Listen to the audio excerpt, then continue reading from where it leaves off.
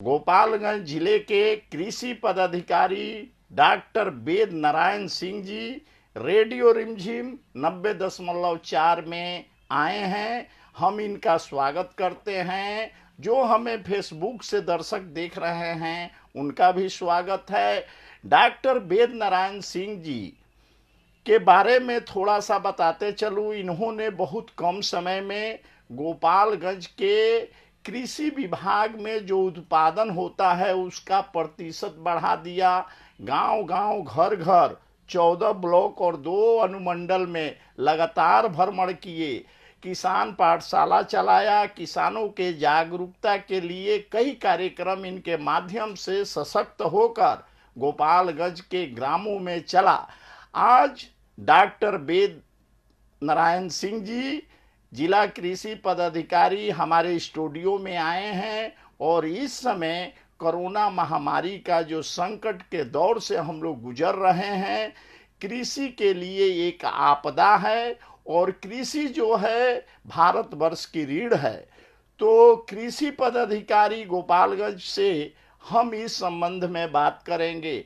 Doctor साहब, सबसे पहले आपका स्वागत है, नमस्कार है आपको। नमस्कार नमस्कार।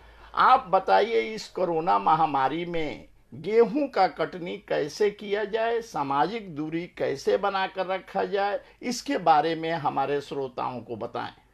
किसान भाइयों नमस्कार। कोरोना बीमारी जो कि वायरस के फैलता है, इसका प्रकोप से सभी परेशान हैं। आप खेती में भी आपको परेशानी हो रही है, खास करके लॉकडाउन पीरियड जो चल रहा है इसके चलते हमारे किसान भाइयों को परेशानी महसूस हो रही है। परंतु हमारी सरकार खेती के प्रति, किसानी के प्रति, कृषि के प्रति काफ़ी जागरूक है, सजग है और सरकार लगातार किसानों के हित में, उनके खेती के हित में सरकार लगातार फैसले कर रही है। गेहूं की कटनी का सीजन चल रहा है और हमारे किसान भाइयों को यह जानना है कि इस पर किसी भी तरह का सरकार के द्वारा रोक नहीं लगाया गया है, छूट दिया गया है। हमारे जिला पदाधिकारी महोदय भी काफ़ी हमारे किसान भाइयों के लिए चिंतित हैं और इस संबंध में एक पत्र भी जिला पदाधिकारी महोदय द्वारा पुलिस अधीक्षक एवं सभी थाना प्रभारी को दिया गया है, ताकि किसी भी किसान भाई को कृषि कार्य करने या कृषि से संबंधित कोई भी उत्पाद बेचने या कृषि में लगने वाले कोई भी उपादान को खरीदने में उनको परेशानी नहीं हो। हम लोग लगातार जो भी कृषि से संबंधित जो दुकानें हैं, जो प्रतिष्ठान हैं, उन पर हम लोग लगातार निगरानी रखे हुए हैं और सभी दुकानें खुल रही हैं। किसी भी किसान भाई को परेशानी का सामना नहीं करना पड़ेगा।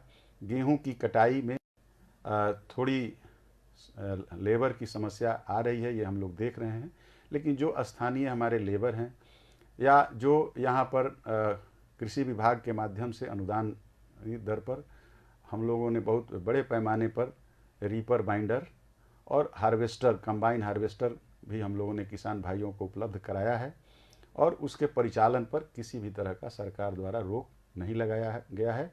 और कहीं किसी किसान भाई को अगर फसल के कटनी में या किसी भी क्रिया में परेशानी होती हो तो वो हमारे यहाँ हम लोगों ने हेल्पलाइन भी जारी किया है, वो आप नोट कर सकते हैं।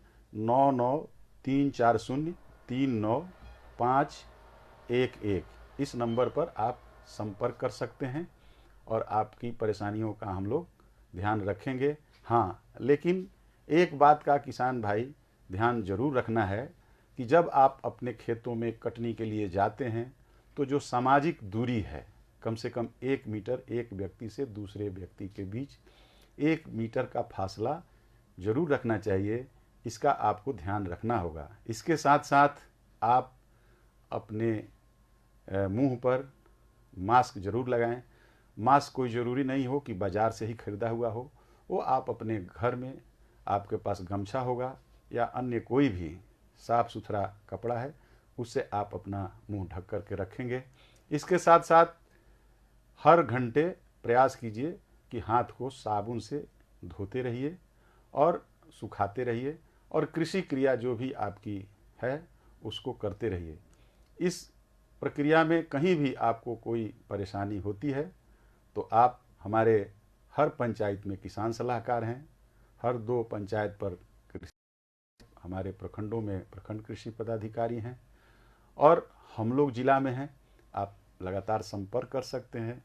मेरा आप मोबाइल नंबर भी नोट कर सकते हैं और मोबाइल नंबर पर भी संपर्क कर सकते हैं। मेरा मोबाइल नंबर है 9431818801 9431818801। तो इस पर भी आप संपर्क कर सकते हैं। और बीच में कंबाइन हार्वेस्टर के लिए हम लोगों ने जिला पदाधिकारी महोदय के माध्यम से राज्य के बाहर से पंजाब और दूसरे राज्यों से जो ऑपरेटर थे उनको लाने के लिए पास निर्गत किया गया था, परंतु बाद में वैसे दूसरे राज्य से आए हुए जो ऑपरेटर थे उनको क्वारंटाइन में भेज करके उनका जांच कराया गया। अभी वे क्वारंटाइन में हैं, परंतु सरकार द्वारा यह निर्णय लिया गया है कि वैसे दूसरे राज्य से आए हुए कंबाइन हार्वेस्टर के जो ऑपरेटर हैं, अगर उनका जांच में निगेटिव कोरोना वायरस का रिपोर्ट निगेटिव आया है तो उनका दोबारा पुनः एक बार स्क्रीनिंग कराने के पश्चात उनको छोड़ देना है और वे सामाजिक दूरी को बनाए रखते हुए गेहूं के हार्वेस्टिंग में, गेहूं के कटनी में लग सकते हैं। दोबारा वे काम करेंगे। हाँ, एक बात का अवश्य आपको ध्यान रखना है कि जब कंबाइन हार्वेस्टर से आप कटनी करते हैं तो फसल अवशेष रह जाता है। हम लोगों ने देखा है पिछले वर्ष हमारे कुछ किसान भाई फसल अवशेष को जला रहे थे, लेकिन इस बार सरकार द्वारा पूर्ण प्रतिबंध लगा दिया गया है और अगर जो भी किसान भाई फसल अवशेष को अपने खेतों में जलाएंगे उन पर सरकार द्वारा दंडात्मक कार्रवाई की जाएगी और कृषि विभाग के किसी भी योजना से उनको 3 साल के लिए वंचित कर दिया जाएगा और उनके डीबीटी को ब्लॉक कर दिया जाएगा। इसलिए हम अपने किसान भाई जो विशेष रूप से कंबाइन हार्वेस्टर से गेहूं का कटनी कराते हैं उनसे अनुरोध है कि वे अपने खेतों में फसल अवशेष जो बचता है उसको नहीं जलाना है। फसल अवशेष जलाने से मिट्टी की उर्वरा शक्ति नष्ट हो जाती है। जो सूक्ष्म जीव मिट्टी के अंदर रहते हैं उनका विनाश हो जाता है और इसके साथ साथ वायु प्रदूषण भी होता है और अन्य कई तरह की परेशानियां आप ही को नहीं बल्कि दूसरे को भी होती है। इसलिए जी, हम अभी बातचीत कर रहे हैं जिला कृषि पदाधिकारी से गोपालगंज में और इनसे सर अगला प्रश्न यह है कि कुछ सब्जी उत्पादक का शिकायत आ रहा है कि लॉकडाउन के वजह से वे अपने सब्जियों को मार्केट तक नहीं पहुंचा पा रहे हैं और गंडक नदी में, खनुआ नदी में जो लौकी है और जो सब्जियां हैं उसे फेंकना पड़ रहा है। इसके लिए आपका विभाग क्या कर रहा है? हमारा विभाग भी प्रयास है और हमारी सरकार भी प्रयास है।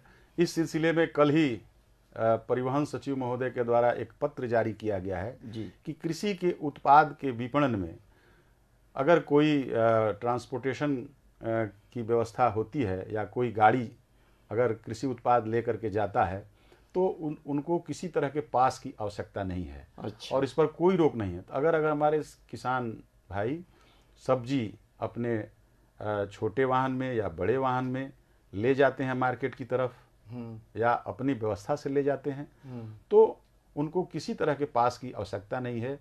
यह कल ही पत्र 14 अप्रैल को ही पत्र सचिव परिवहन विभाग के द्वारा निर्गत है। उस पत्र को भी हम लोगों ने बड़े पैमाने पर किसान भाइयों के बीच सर्कुलेट किया है और अभी भी हम लोग प्रचारित कर रहे हैं और पुनः किसान भाई से अनुरोध भी है कि आप अपने सब्जी जो बहुमूल्य सब्जी है उसको औने पौने दाम पर नहीं बेचिए और उसको उचित मार्केट में पहुंचाइए। आपको किसी भी तरह के परिवहन में दिक्कत होती है, लाने ले जाने में दिक्कत होती है, तो आप हमसे सीधे या हमारे जो कृषि विभाग के कर्मी हैं, जो किसान सलाहकार हैं, जो कृषि समन्वयक हैं, प्रखंड कृषि पदाधिकारी हैं, उनसे संपर्क करें। कहीं किसी तरह की कठिनाई होती हो तो आप हमसे संपर्क कीजिए। हम लोग शासन से, प्रशासन से आपकी मदद निश्चित कराएंगे और आपके सब्जी के मार्केटिंग में किसी तरह की कठिनाई नहीं आने देंगे। अगला सर प्रश्न यह है कि कुछ लोग यह जो है फसल नुकसान के लिए ऑनलाइन फार्म भरना चाहते हैं और वो बता रहे हैं कि जिला में फसल नुकसान हुआ है,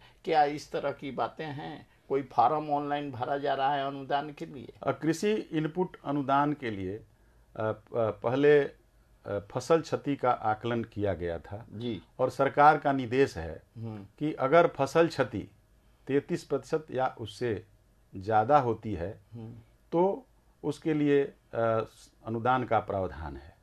हमारे गोपालगंज जिला बड़ा सौभाग्यशाली है जी कि हमारे यहाँ ऐसी कोई प्राकृतिक आपदा नहीं आई जिससे 33% या उससे ज़्यादा फसल का नुकसान नहीं हुआ जी। इसीलिए गोपालगंज जिला में हमारे गेहूं की तो फसल फिर या थावे अन्य फसल प्रखंड में, गोपालगंज जिले के थावे प्रखंड में ऑनलाइन बहुत सारे किसान जो है फार्म भर रहे हैं, ऐसी बात हमने सुनी है, यह कहाँ तक सत्य है?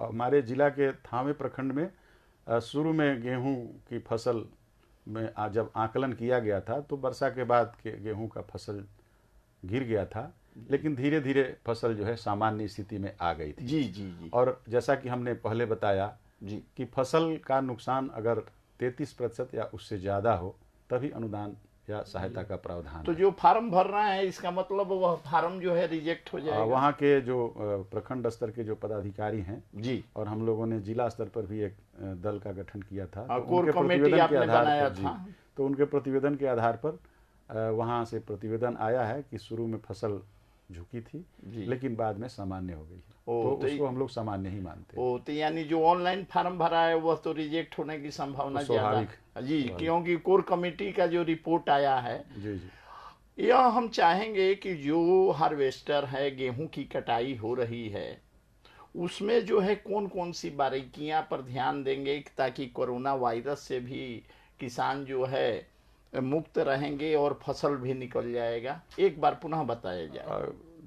जब भी कंबाइन हार्वेस्टर का इस्तेमाल करें जी, तो जो हमारे सबसे पहले तो जो हमारे ऑपरेटर हैं विशेष रूप से जो बाहर से दूसरे राज्य से आए हैं जी, तो उनका क्वारंटीन में हम लोगों ने जांच के बाद दिया था, तो वैसे चालक या ऑपरेटर का को ही रखें जिनका कोरोना वायरस का जांच हो चुका है और निगेटिव रिपोर्ट आ चुका है जी। दूसरी बात, अगर रिपोर्ट आया भी तो पुनः दोबारा उनका एक बार स्क्रीनिंग करा लेना जरूरी है और उसके पश्चात आप उनसे अपने कंबाइन हार्वेस्टर को ऑपरेट करा सकते हैं। उसमें जब कंबाइन हार्वेस्टर का व्यवहार होगा तो वहाँ पर जो सामाजिक दूरी जिसको हम लोग सोशल डिस्टेंसिंग की बात करते हैं वो उसको बरकरार रखना जरूरी है। उनके साथ एक जो सामाजिक दूरी है हम लोगों का 1 मीटर का वो फासला रखना है और उस फासले को रखते हुए ही आगे की क्रियाएं करनी है। इसके साथ साथ बीच बीच में हर घंटे साबुन से हाथ की धुलाई करनी है, मुंह पर कपड़ा से मुंह को ढक करके रखना है जी। अगर कहीं खांसी छींक आती है तो उसको जो है ढक लेना है, मुंह से कपड़े से ढक लेना है और सावधानी बरतते हुए गेहूं की कटाई अच्छी तरह से हमारे भाई किसान भाई करें। गोपालगंज जिले में यदि किसी भी कृषक को या सब्जी उत्पादक को या उद्यान को देखना हो तो इसी हेल्प नंबर का उपयोग करेंगे? जी जी, जो हमने एक बार और पुनः बताया जाए। जो हमने हेल्पलाइन नंबर बताया है, हाँ मैं सर, उसको पुनः इंग्लिश में बोल दिया जाए। बता दूं 9934039511। ठीक है सर, आपने अपनी इतनी व्यस्तता में और रेडियो रिमझिम के माध्यम से पूरे जिला के कृषकों बंधुओं को संबोधित किया, इसके लिए बहुत बहुत धन्यवाद। और हम चाहेंगे कि भविष्य में भी कृषि विभाग की जो योजनाएं हैं उसके बारे में समय समय से किसानों को बताते रहेंगे। धन्यवाद, नमस्कार। नमस्कार, आपको भी बहुत बहुत धन्यवाद, नमस्कार।